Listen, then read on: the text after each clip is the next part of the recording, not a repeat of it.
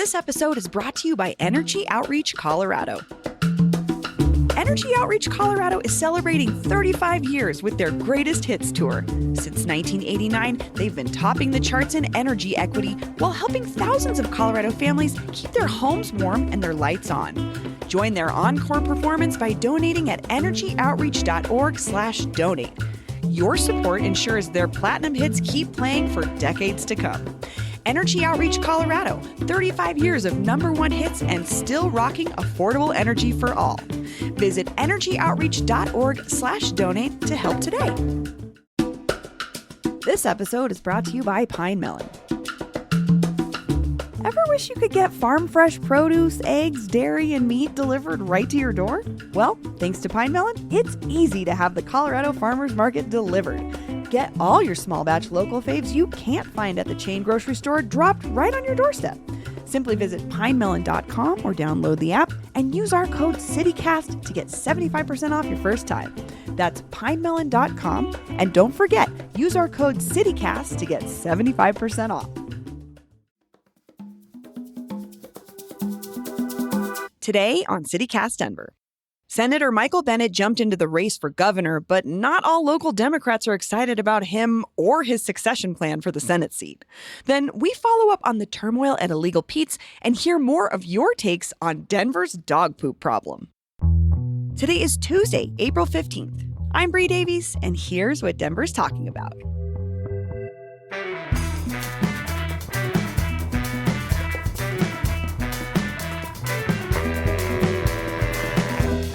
Hey, good morning, Bree. We're talking about, well, I think we should just jump right into it. The big news. Sure, we got a lot of stories.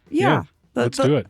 The first big story of the last couple of days, Michael Bennet running for governor. Mm-hmm.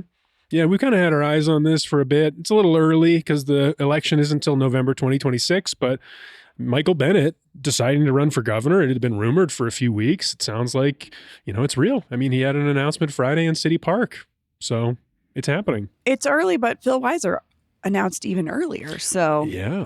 Yeah. It is strange, though, to think it's not till November of 2026. I know.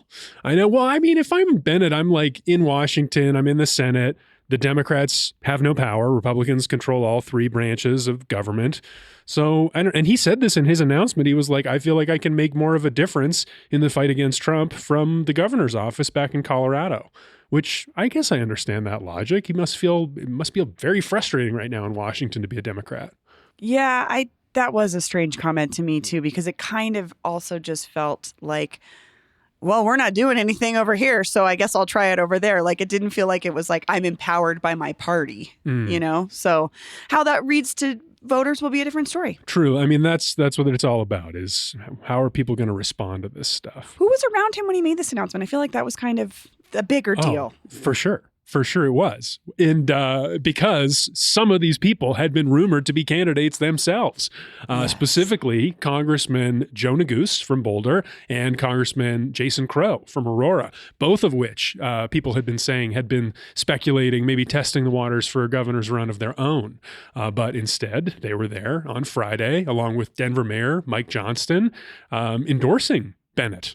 Yeah, that was falling in line, clearing the path for Mr. B. I mean, again, it's too early for folks to, I'm just thinking like this is the last thing on the average Denverite's mind right now, or the average Coloradan's mind, Who's going to be running for governor? I feel like it's such a media thing for us to be like super into it. And I just wonder, does the average person, I don't know if they would know when the next governor's race is. No, I don't think about that. But I think what is on the top of every Denverite's mind is Trump.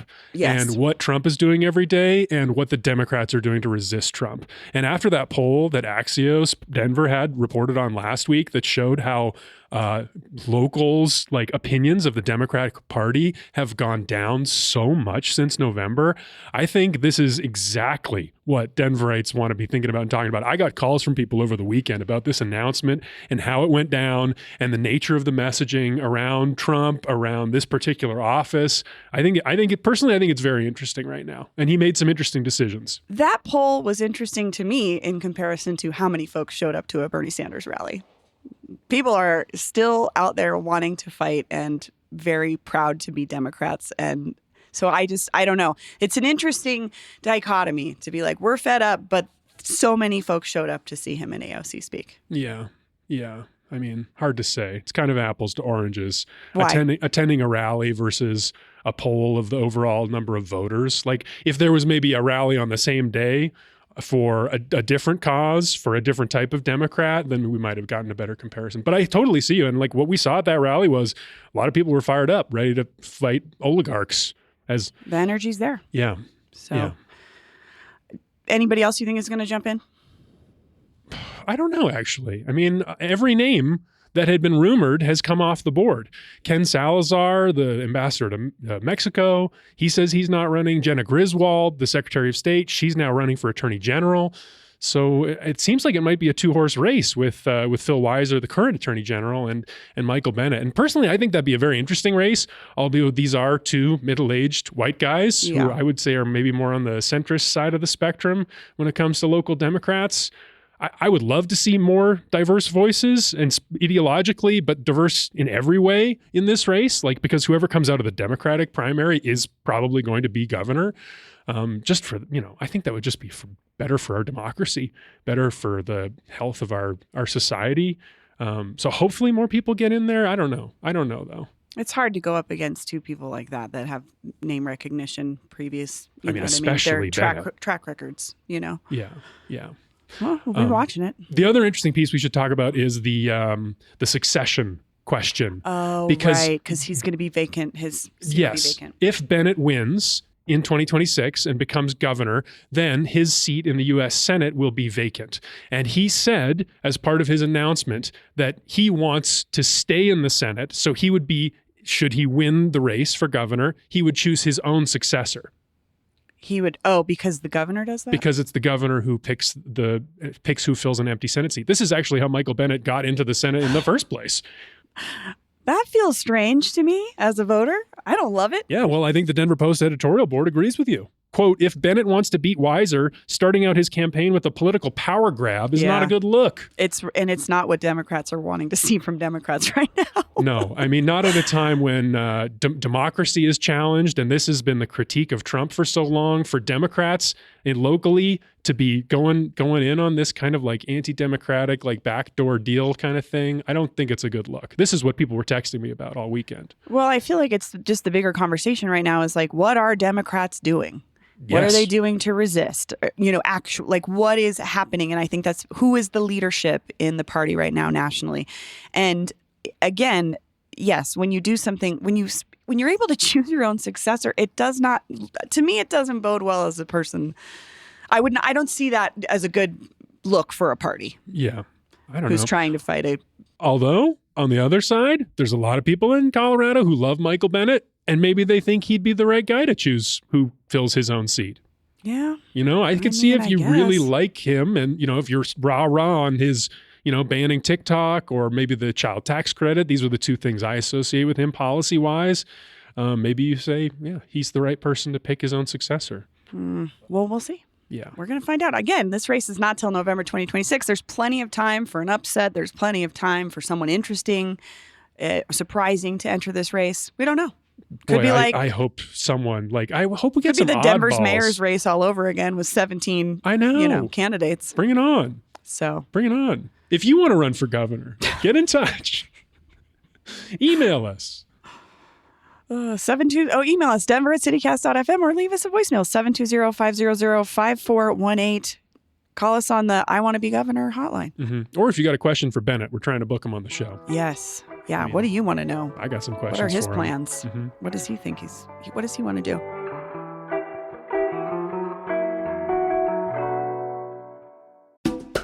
This episode is brought to you by the Dolores Project.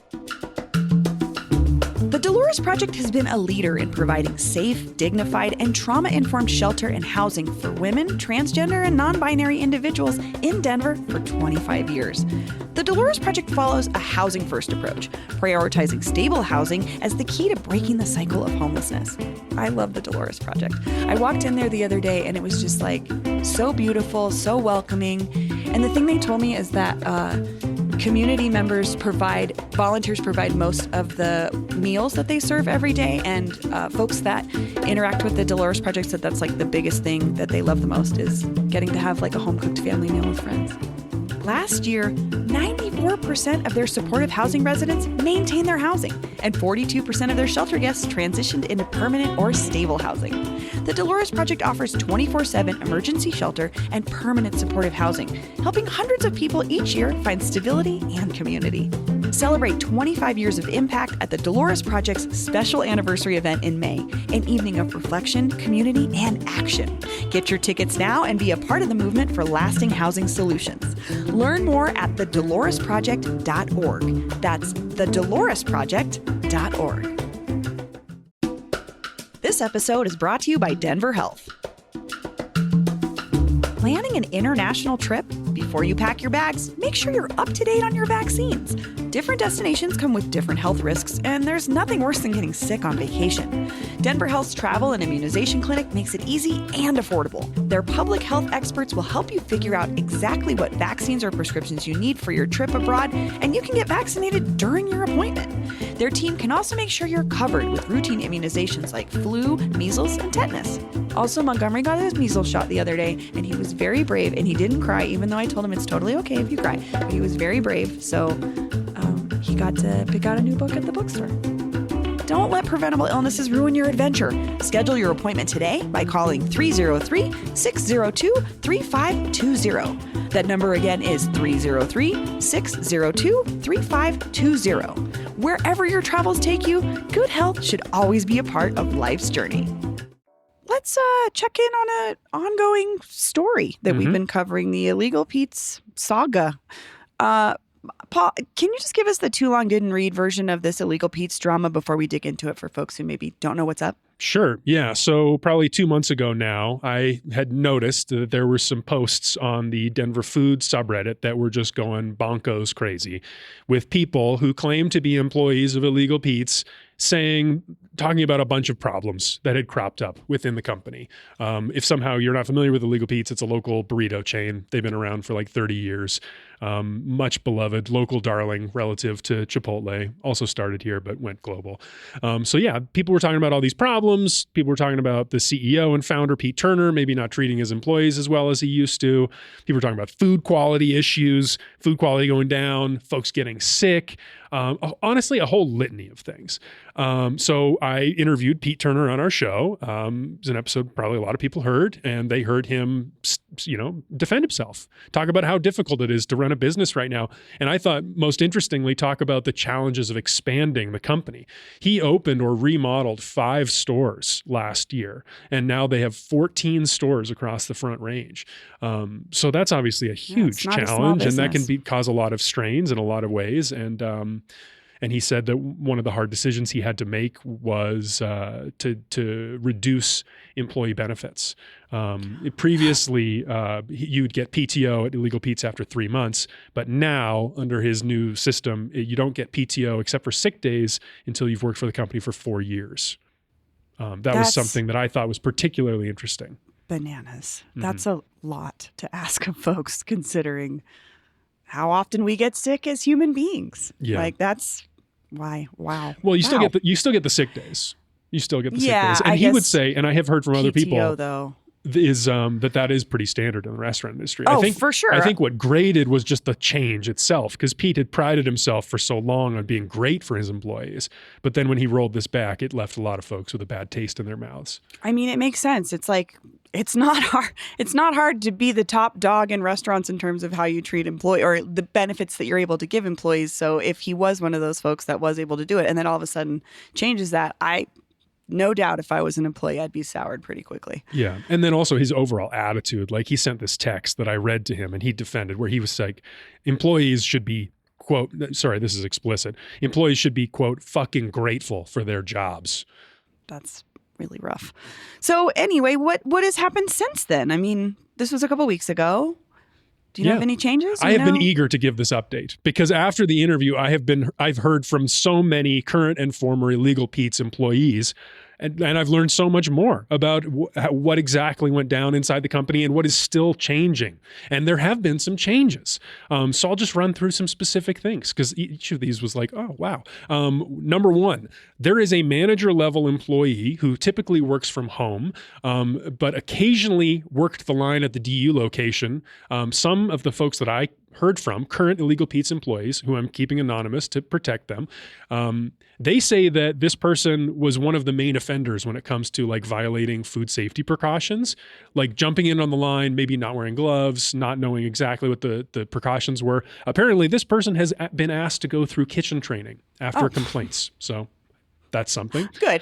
And someone else told me, another current employee said that Black Lives Matter posters, trans flags, pride flags, and anti-ICE posters, which had been removed, have gone back up. Oh. After the change, because some of the posts on this Reddit had complained about the way Pete had been treating these communities and like talking about politics in the stores, but back up. Well, because I think it's about more than just like it's a poster, it's a statement, it's what you're putting out in the world as a business, and I could see where putting those back up is hopefully saying, okay, we're going to dig back into this and be supportive of it. So yeah. Another one employee told me that they have been advised that they are encouraged to challenge Pete more frequently on health code procedures and workplace behavior. Apparently, this is what I've heard from multiple people, is that Pete can be kind of overbearing, which maybe if you heard the interview, you heard what he's like. But they've been encouraged to challenge him. By Pete himself? Or by folks around Pete. I know. That does not feel good. That's like, do you want to spar with your boss? I mean, that feels like such a hierarchical nightmare for the people on the lower end of this deal. Yeah. Challenge. No, you step up. Weird power dynamic. The whole thing is interesting. Yikes. I heard from someone that more fresh ingredients are being supplied to stores. Oh, good. Maybe it'll taste better. Maybe.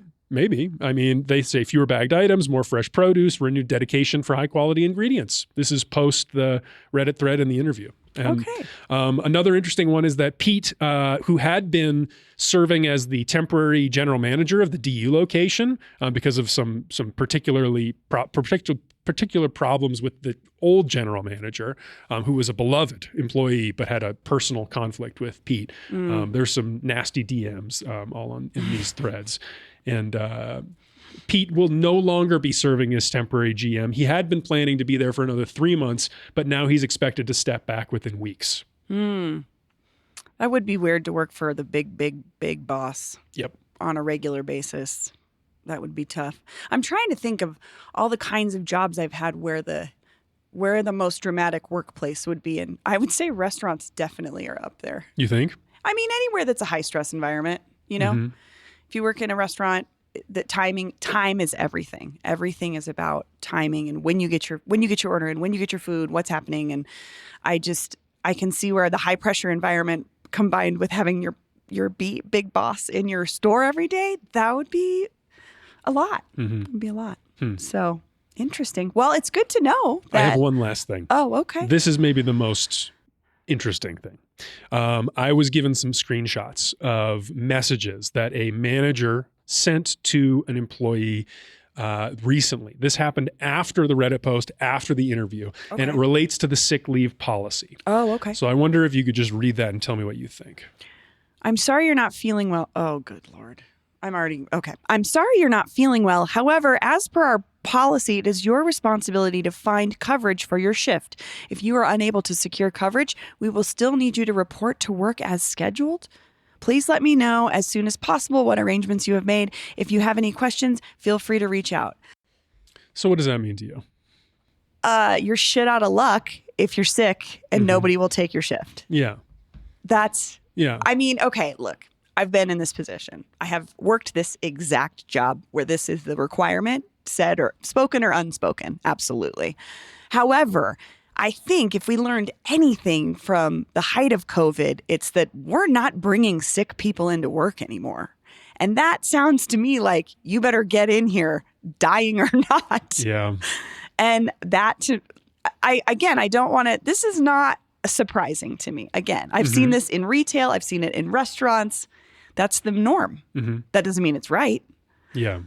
It's not a good look. No, it doesn't. I don't think that feels good. No. But the other thing is, and I'll just wrap up with this, but like everyone I talk to, like as much as there is turmoil in this company right now, and it sounds like they've expanded and they're going through some growing pains and maybe there's some frustrations with Pete personally, everyone I talk to really wants the best for this company. That's why they talk to me, is because they want these things to get better. They want the job to get better. They want the company to succeed because it matters to them. That's why they initially wanted to work for Illegal Pete's in the first place. It had a great reputation. Pete had a great reputation for hiring people and treating them well, and they want to get back to that. For the record, I did email all of this to Illegal Pete's and Pete Turner specifically, hoping for clarification, context, his side of the story, basically, and I haven't heard back.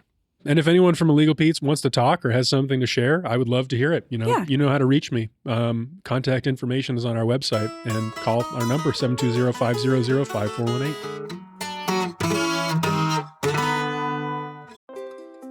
Hi, I'm David Plotz, the CEO of CityCast. We've all set health goals: lose weight, exercise more, eat better. But without a plan, those goals often fade. That may have happened to you. It has definitely happened to me. And that's where Prolon comes in. Prolon's 5-day fasting mimicking diet gives you a science-backed, structured approach to stay on track and see real results. And now Prolon is upping their game with the new next-gen 5-day program, delivering the same science-backed benefits in a cleaner, more convenient, and more flavorful format. Prolon is a plant-based nutrition program featuring soups, snacks, and beverages designed to nourish the body while keeping it in a fasting state, triggering cellular rejuvenation and renewal. NextGen builds on the original Prolon with 100% organic soups and teas, a richer taste, and ready-to-eat meals. Developed over decades at USC's Longevity Institute and backed by top U.S. medical centers, Prolon has been shown to support biological age reduction, metabolic health, skin appearance, fat loss, and energy. I've been doing the 5-day program, and I feel so much better. I really enjoy the tasty energy bars, the snacks and soups, and the fact that I can enjoy meals, even though the calorie count is super low. The flavors and textures are excellent. An olive oil snack here, broccoli and quinoa soup there, hibiscus tea, a yummy nut bar. It's got the benefits of a 5-day fast, but doesn't have the challenge of doing it with pure liquids. It's a system reset. And also, I know this sounds funny, but it's not. The packaging and directions are fantastic, clear, and well organized and thoughtful. For a limited time, you can be first in line to experience the new Next Gen at special savings. Prolon is offering CityCast listeners 15% off site-wide, plus a $40 bonus gift when you subscribe to their 5-day program. Just visit prolonlife.com/city. That's PROLONLIFE.com/city to claim your 15% discount and your bonus gift. prolonlife.com/city. Hey, CityCast. According to me and my calculator, you will spend more time this week between the sheets than you will at work. So upgrade your sheets to Cozy Earth. Luxury starts where you rest. I start my evening in buttery soft Cozy Earth bamboo pajamas. Then I dip into a Cozy Earth bamboo sheet set. They are silky and temperature regulating. Forget the 9 to 5. Prioritize your 5 to 9. Cozy Earth products will transform those hours into a sanctuary, and they take comfort seriously with a 100-night sleep trial and a 10-year warranty. Luxury should not be out of reach, so Cozy Earth is giving CityCast listeners 40% off their best-selling sheets, towels, pajamas, and more. Visit CozyEarth.com and use the code CozyDenver for 40% off, because you deserve a great night's sleep, and sanctuary awaits at Cozy Earth. Okay, let's move on to another topic we're revisiting, because we recently ran this great piece about, well, it's a multi-part series, I guess, about dog poop. I would call it an ongoing investigation. I don't think it's over by any means. Okay. Do you want to share what? Absolutely. We got a text from someone who is anonymous. They write, "Hi, CityCast. Loved the poop-isode today." Shout out to our newsletter editor, Adrian Gonzalez, who said we deserved a Pulitzer. So Anonymous writes, "I live in Cap Hill and have a Great Dane. One day on our walk, he was hit suddenly with diarrhea right outside of an apartment building at a section where there was only cement sidewalks and no dirt grass devil strip. That's a new term to me. That's interesting. I cleaned up as much as I could with the bags I had, but it mostly just smeared it around. Gross. I've been here. So I ran him the half block home and filled 2 big water bottles with hot water and grabbed a roll of paper towels and more bags. I went back and cleaned the sidewalk the best I could. There was so much poop. I had to go refill the water bottles twice. I know people driving past saw me scrubbing the sidewalk and probably thought I was insane. I used to try and always pick up other poops along with my dog's poops when I had a similar dog or a smaller dog, but my Dane's poops are so big. His alone sometimes take multiple bags, so I don't always manage to have room for extra. So this is a big dog, small dog conversation as well, I'm learning. This is interesting. Yes. They go on, Cap Hill definitely has a poop problem, but I think it existed long before COVID. It's just gotten even worse. I think when we moved from dumpsters to bins, that made it worse. Good theory. It was definitely easy for people to toss a bag of poop into a dumpster, but it seems carrying a full bag until there's a bin in an alley is too hard for folks. Of course, I have also seen people put their bags in recycle or compost, which is also not good. Thanks to all those heroes out there you told us about, and thanks to all you for keeping us informed on everything Denver, even the poop. I felt this email so much. As a dog owner, as a former dog walker, I agree that this is long before COVID. I wrote a piece 9 years ago in Westward about this very problem. It's almost exactly the same problem. There's poop everywhere. Who's responsible for it? And I've done this too. I've forgotten a bag. I've dug through a dumpster to find something to pick up the poop to throw it away because I don't want to leave dog poop out.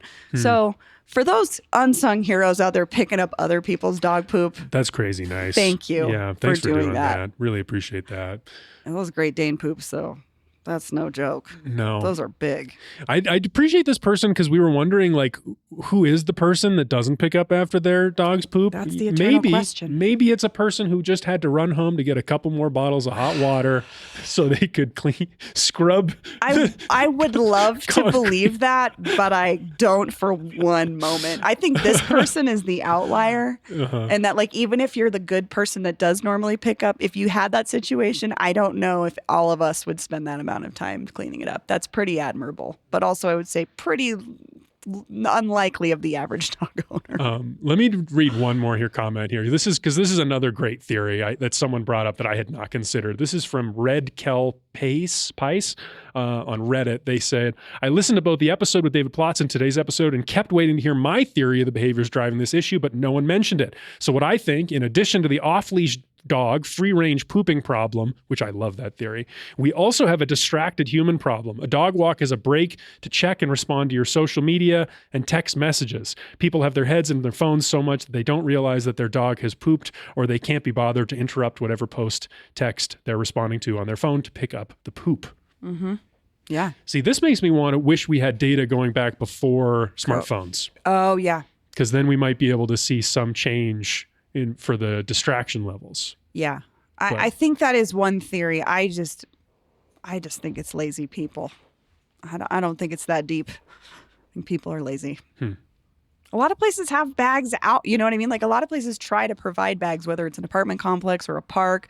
At the park we go to at Houston Lake Park, homemade bag dispensers have been put out that someone refills, and if you want to refill them, you can refill them too with like your old grocery bags. So it's like a community. It's clearly not from the parks department. It's someone who just does that. So I think it's choices and behaviors for sure. Do you notice less poop on the ground around when there's a dispenser for bags? It depends. I would say at that park in particular, yes. But I wonder if there's more a feeling of ownership over your favorite local park. Like, I go to this park, I want it to be cleaner versus I'm walking around my apartment I'm walking around my building downtown. I don't care. You know? Or maybe you're taking your dog to an off-leash dog park, like up in Westminster. It's not your neighborhood. You're just there. Yeah.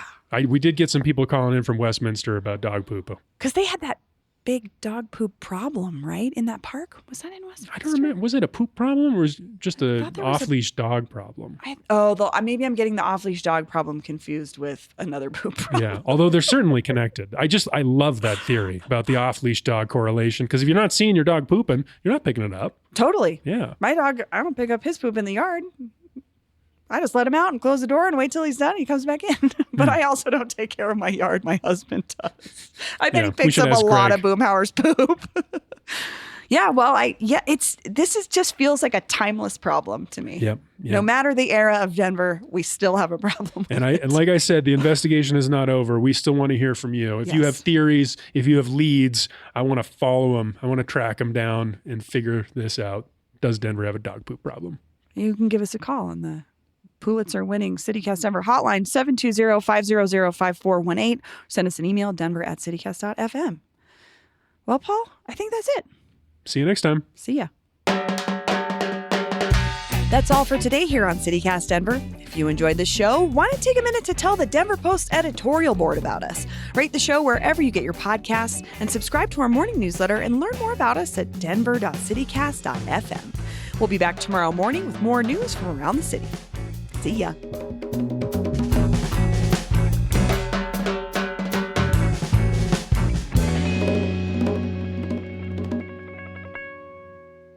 But not all local Democrats.